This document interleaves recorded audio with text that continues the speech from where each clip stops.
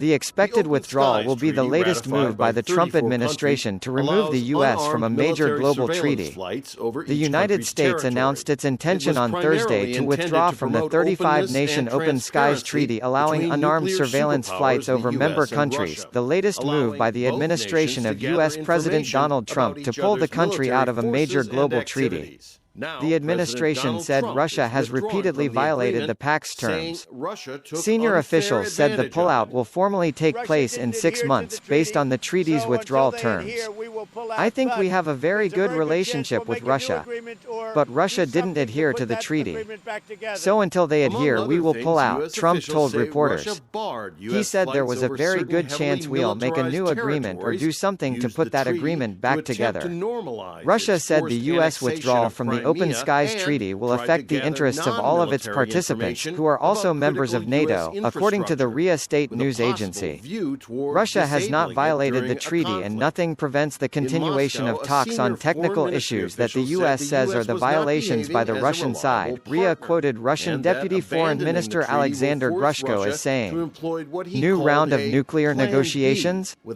NATO allies and other countries such as Ukraine have pressed Washington to remain in the treaty, and Trump's decision could aggravate tensions within the alliance. The administration also pulled the U.S. out of the Intermediate-Range Nuclear Forces Treaty with Russia last year. Trump administration officials, speaking on condition of anonymity to a small group of reporters, said the decision to withdraw from the Open Skies Treaty followed a 6-month review that found multiple instances of Russian refusal to comply with the pact. During the course of this review, it has become abundantly clear that it is no longer in America's interests to remain a party to the Open Skies Treaty, said one of the officials. Another administration official said extensive discussions were held with U.S. allies leading up to the decision, but ultimately Washington decided it is no longer in our interest to participate in it. At the same time, the official said U.S. officials had begun talks in recent days with their Russian counterparts about a new round of nuclear arms negotiations to begin crafting the next generation of nuclear arms control measures. The United States is committed to arms control. We are committed to European security. And we are committed to a future that puts meaningful constraints on nuclear weapons, the official said.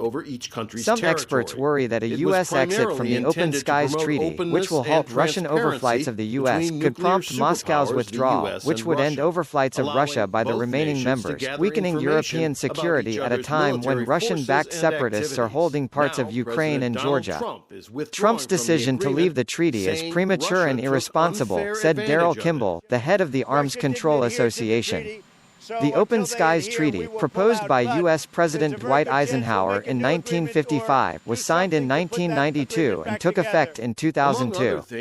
Its idea is to let member nations make surveillance flights over each other's countries to build trust. The 35 state parties to the Open Skies Treaty are Belarus, Belgium, Bosnia and Herzegovina, Bulgaria, Canada, Croatia, the Czech Republic, Denmark including Greenland, Estonia, Finland, France, Georgia, Germany, Greece, Hungary, Iceland, Italy, Kazakhstan, Latvia, Lithuania, Luxembourg, the Netherlands, Norway, Poland, Portugal, Romania, the Russian Federation, Slovakia, Slovenia, Spain, Sweden, Turkey, Ukraine, the United Kingdom, and the U.S.